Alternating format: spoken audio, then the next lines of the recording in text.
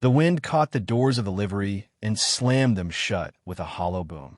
Inside, the smell of dust and old hay clung heavy in the air. Clara Boone stood with her back against the shadows, her shawl pulled tight, her eyes flicking toward the open crack where daylight spilled in. She looked ready to run. Caleb Morgan stepped across the threshold, hat in hand, boots creaking against the warped boards. The silence between them was taut, like a rope about to snap. His girls waited outside with the wagon, their voices drifting in faintly, Ellie humming, June coughing against the cold morning air. "You can't stay here," Caleb said, voice low, steady. He glanced at the heap of rags and the small bundle by her feet. "They'll drive you out come nightfall." Clara's chin lifted, though her hands trembled. "I've weathered worse." He studied her, the lines of hardship etched deep around her mouth, the guarded fire in her eyes. For weeks he had watched her move like a hunted thing through the edges of town, never settling, never welcomed. And for weeks he had felt the gnaw of his own need. Two little girls without a mother, a house grown too hollow with silence. He spoke plain. "I need someone for my girls. They're slipping further from me every day. And you." His gaze swept the broken rafters above her head, the crumbling walls. "You need refuge." The words hung heavy, not tender, not romantic, but desperate and hard as iron. Clara's breath hitched. She took a step back, as though his offer were another threat. "You don't know what you're asking." "I know enough." His jaw tightened, eyes fixed on hers. "It ain't love I'm after. It's a bargain. Shelter and a name for you. A mother's hand for Ellie and June. That's the sum of it." Her eyes flicked toward the crack of light where the children's voices rose again, faint and sweet. She pressed her lips together. "And if the past comes calling, then it'll be my door it knocks on, not yours." For a long moment, only the groan of the timbers filled the space. Clara drew her shawl closer, her face half hidden, yet her shoulders straightened as if she weighed the weight of years against the offer. Outside, June's cough echoed again. Caleb's gaze hardened, the plea in him pressed down beneath the iron mask of necessity. Finally, Clara stooped, lifted her small bundle, and tied the shawl tighter across her chest. "A bargain, then," she whispered. Caleb gave one sharp nod. No handshake, no smile, just the grim understanding of two lives bound together by need. The doors swung open with a moan, and the light poured across them both as they stepped into the dust and the waiting wagon. The girls stared, wide-eyed, as the outcast woman climbed aboard. The rope had been tied. The prairie itself seemed to hold its breath. The windmill groaned as it turned, its blades slicing the dusk sky. Clara bent low over the washboard, hands raw, sleeves wet, while Ellie's laughter rang sharp across the yard. June clung to her skirts, thumb in her mouth, watching with solemn eyes as the soap bubbles drifted away on the wind. From the corral came the thud of Caleb's boots, steady, deliberate, as he drove in a restless bay horse. Dust curled around his frame, the brim of his hat shadowing eyes that never seemed to soften. He paused, watching Clara without a word. Ellie darted past, her braid flying, holding a rag doll Clara had mended that morning. She fixed her paw. "Look." Caleb's jaw eased for half a breath. He gave a short nod, but his eyes lingered on Clara, measuring her every move, weighing the silence between them. The sky reddened. Coyotes called from the rim of the prairie. Clara straightened, arms aching, and carried the wet clothes to the line. She felt his stare burn across her back. She felt the ache of years pressing, the whispers of town still lodged in her bones. A sharp cry broke the stillness. June coughed hard, doubled over, the sound raw in the cool evening. Clara dropped the basket, knelt, and pulled the girl against her chest. Rocking her gently, she whispered a tune half forgotten, soft and low, until the cough faded and the child's breathing steadied. Caleb's shadow fell over them. His voice was low, rough. "You've a way with them." Clara did not look up. Children only need to be held. The silence stretched, thick as the twilight pressing down. From the ridge beyond the barn, a horse snorted. All three froze. Caleb's hand went to the rifle propped against the fence. Clara's stomach clenched. A lone figure on horseback watched from the rise, still as stone, face hidden beneath a wide hat. The rider did not move, only sat and stared until the sun dropped lower and shadows swallowed him whole. Then, with a sharp turn, he rode back into the canyons. Caleb lowered the rifle, though his eyes stayed fixed on the ridge long after it had emptied. He muttered, "Not a drifter." He was watching. Clara held June tighter, her breath shallow, her hands trembling though she fought to hide it. Caleb's gaze flicked to her, sharp, suspicious, as though he'd caught the tremor. "You know something?" His words were not a question, but a warning. Clara's lips parted, then closed. She turned away, carrying June inside, her shawl brushing against the doorframe.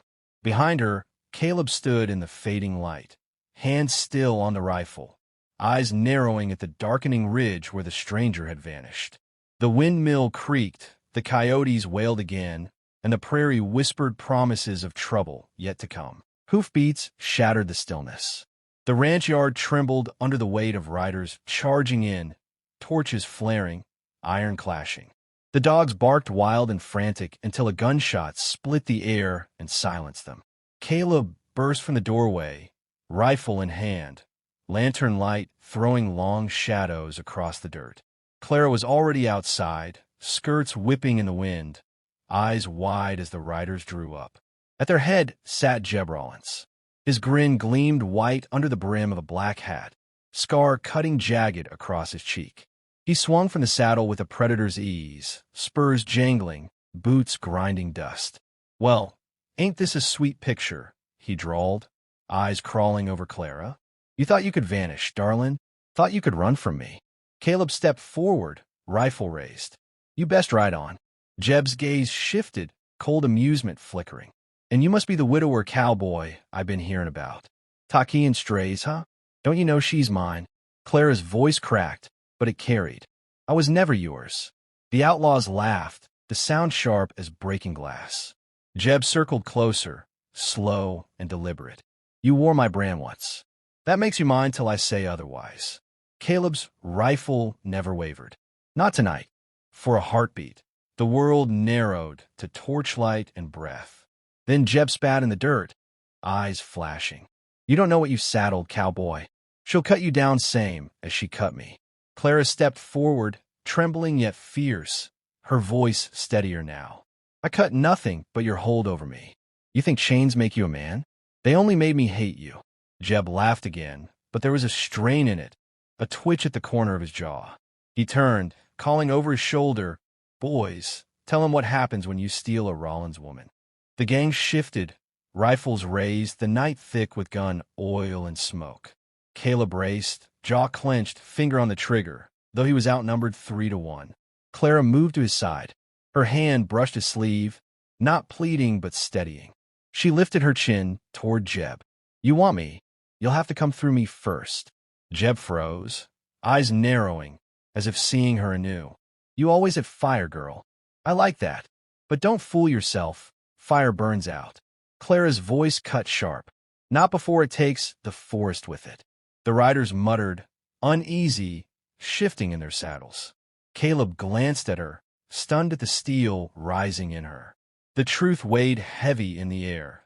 Clara knew Jeb, knew his ways, his weaknesses, the scars he left on her. The torches hissed in the wind. The circle tightened. Guns gleamed. The night held its breath, waiting for the first shot. Dawn split the horizon in a blaze of fire. Dust curled in the air as Jeb Rawlins and his gang fanned out across the gulch, rifles gleaming, horses snorting, voices sharp as crows. The Morgan Ranch stood behind Clara like a fortress of timber and grit. The windows shuttered, two small faces pressed against the cracks inside. Clara stepped forward, rifle in her hands, shawl cast aside. Her braid whipped loose in the wind, eyes hard, unblinking. Caleb crouched at the corral fence, his rifle steady, but his gaze flicked to her as though he was seeing her for the first time. "Bring her out." Jeb's roar split the morning. "Or we burn it all down." Clara raised her weapon, voice ringing clear. "You've taken enough, Jeb. This ground ain't yours. Not anymore." The gang jeered, firing shots into the dirt, bullets sparking off stone. Horses reared, hooves pounding. Caleb fired back, one outlaw tumbling from his saddle, but the odds pressed like a storm cloud. Too many, too close. Clara moved. She slid behind the trough, eyes scanning, fingers working the rifle with practiced speed. Shot cracked, clean, precise. Another outlaw spun backward, falling hard into the dust. Caleb's head snapped toward her, disbelief shadowing his face. She didn't flinch. Jeb bellowed, fury boiling. She was mine. You think you can shame me before my men? Clara rose from cover, dust streaking her cheeks, hair wild. You never owned me. You never owned anything but fear. Gunfire ripped the silence. Clara darted to the barn, Caleb covering her flank, bullets tearing splinters from beams. She ducked low, breath ragged, and spotted the choke point in the canyon beyond. Narrow, steep walls where riders could not spread. Her father's lessons rang in her bones, buried years deep, but sharp as ever. Drive them there, she hissed to Caleb. Make them chase. Together, they broke cover. Clara fired with ruthless precision, each shot forcing the outlaws back toward the canyon mouth. Caleb's rifle boomed beside hers, but it was her aim, her fury, that bent the tide. The gang faltered, trapped between rock walls, horses screaming as dust swallowed them. Jeb roared and spurred forward, face twisted, pistol raised. Clara stood her ground. The world fell to silence, just the wind, the rising sun, the hollow beat of her heart. She leveled her rifle, steady as stone. You took my freedom once, she said, voice cold as steel. You won't take it again. The shot rang out. Jeb Rawlins toppled from the saddle, crashing into the dust, his gun slipping from his hand. The canyon echoed, then stilled. The survivors fled, spurred into the wasteland, leaving only silence and smoke. Caleb lowered his rifle slowly, eyes locked on Clara. No words passed, only the weight of what she had done, what she had revealed. The prairie wind carried the gun smoke away, and the legend took root.